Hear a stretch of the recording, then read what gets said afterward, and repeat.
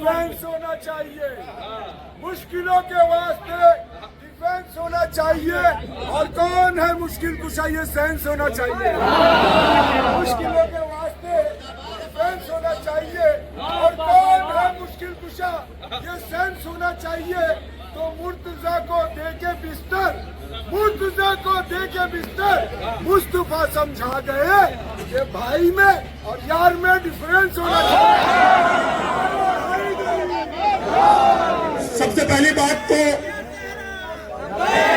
थोड़ा मुझको भी मैं वक्त बहुत कम, एक तो आप लोगों ने थोड़ा सा वक्त दिया। सबसे पहली बात तो यार कोई नहीं है रसूल का, रसूल किसी के यार नहीं है। अगर कोई कहे तो उसको बात मारो। रसूल सबके बाप है, बाप यार नहीं होता।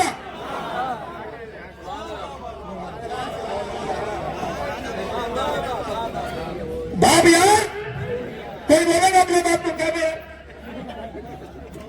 कुरान कह रहा है तुम्हारे बाप हैं और रसूल की औरतें तुम्हारी माएं हैं। वो कुरान जानता था, अगर नहीं बताता तो कुछ लोग कंगन भेज रहे थे।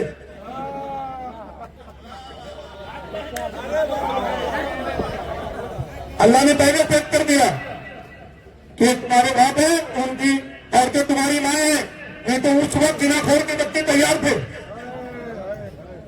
तो रसूल यार नहीं है, अल्लाह के रसूल सबके बाप हैं। और याद रखो एक चीज, अल्लाह के रसूल ने मदीने में फैसला कर दिया। जब हिजरत हुई सरकार ने सबको बुलाया, अबू बकर को उमर से मिलाया, उस्मान को तलहा से मिलाया, जुबैर को किसी से मिलाया, किसी को किसी से मिलाया, सबको सबसे मिलाया। अली रह गए। यार का डिफरेंस समझा रहा हूं, सुन लो। सबको सबसे मिलाया, मौला की बात रह गई। मौला अली अलैहिस्सलाम ने ये नहीं पूछा कि मुझको क्यों नहीं किसी से मिलाया। आंखों को नम देखा अल्लाह के रसूल ने कहा, अली इसमें तेरे लायक कोई नहीं।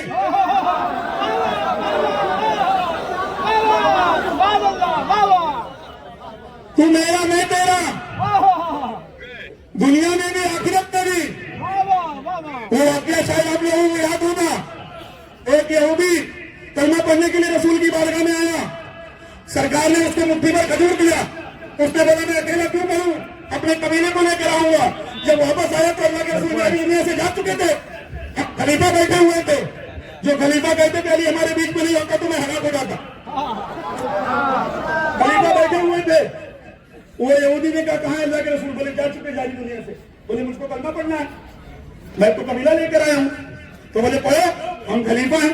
बोले एक शर्त है, जाते वक्त सरकार ने मुझको एक मुट्ठी खजूर बतौर तोहफे में दी थी, मैंने खजूरों को भी लिया था। आप एक मुट्ठी खजूर दो, अगर रसूल की जगह पे बैठे हो उतनी ही निकलेगी तो तुम्हारे हक पे ही कलमा पढ़ूंगा।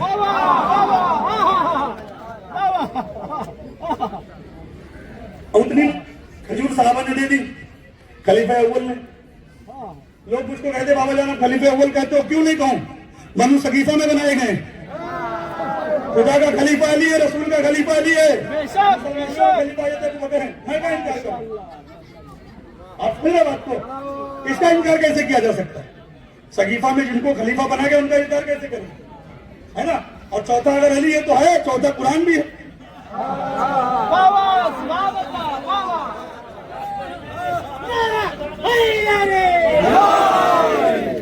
तो एक मुट्ठी खजूर हज़रत अबू बकर ने दी, वो गिना उसने, उतनी नहीं थी। हज़रत उमर ने दी, उसने गिना, उतनी नहीं निकली। फिर हज़रत उमर खुद कह रहे अली को बुलाओ। मौला अली की जात आई, सरकार ने एक मुट्ठी खजूर निकाल के उसके हाथ में दिया। उसने कहा खजूर की साइज भी उतनी है और वजन भी उतना है, गिनती में भी उतनी। कलमा पढ़ के मुसलमान हुआ किसके हाथ पे? मौला अली के। किसके हाथ पे? मौला अली के। याद रखना, वो मुसलमान नहीं हुआ। आज एक जुमला सुन लो, मेरे जाने के बाद इस पे फतवे लगेंगे। मेरे जाने के बाद उनके अंदर की चार बाप वाले खून जागेंगे। जाने के बाद, जब तक मैं रहूंगा नहीं जागेंगे। जाने के बाद फिर वो हवाला मचाएंगे मेरे ऊपर, ये बोलकर चले गए, ये बोलकर चले गए। सुनो, जो आले मोहम्मद के हाथ पे कलमा पड़ता है वो मोमिन होता है।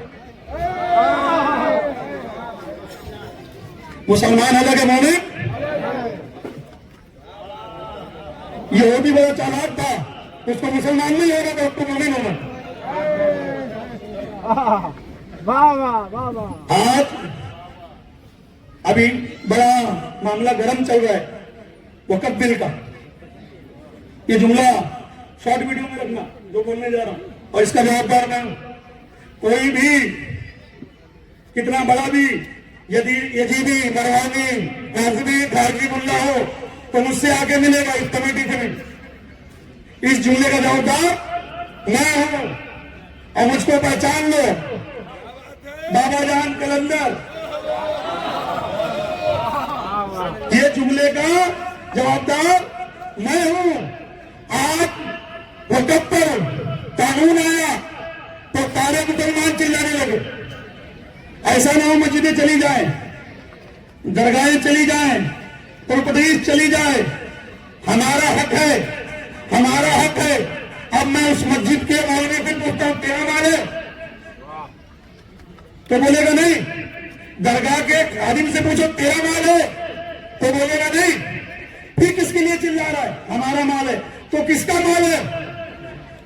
नहीं, वक्फ की जागीर है, अवाम का माल है। किसका माल है? अवाम का माल है। किसका माल है? अवाम का माल है।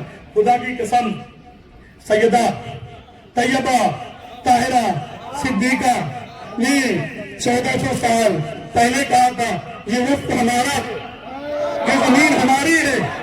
तो उन्हें नहीं दिया। मोदी जी आए नहीं, लाए गए हैं। मेरा जुमला यहाँ पर कांग्रेसी होगा, एनसीपी होगा तो बुरा लगेगा, और बुरा लगे तो दिल में लगा जाए, कोई फर्क नहीं पड़ता।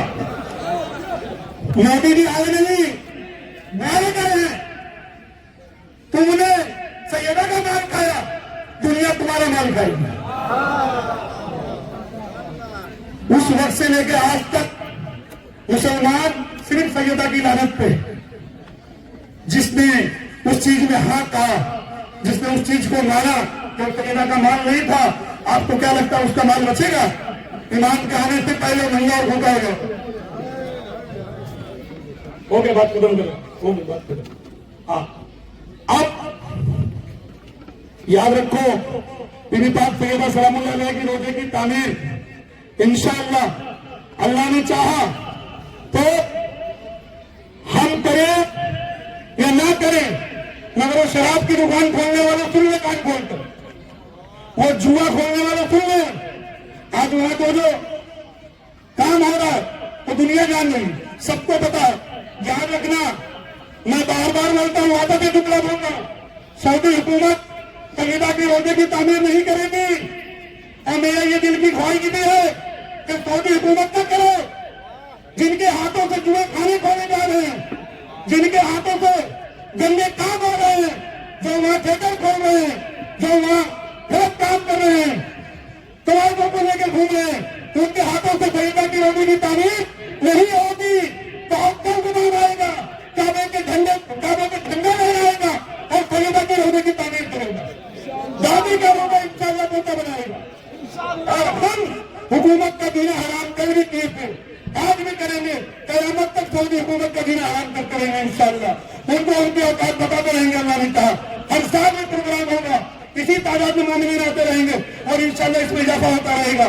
फिर इंशाअल्लाह मुलाकात होगी, फिर आप लोगों से बातें होगी। अब सब दुआ में याद रखें। अस्सलाम वालेकुम रहमतुल्लाह।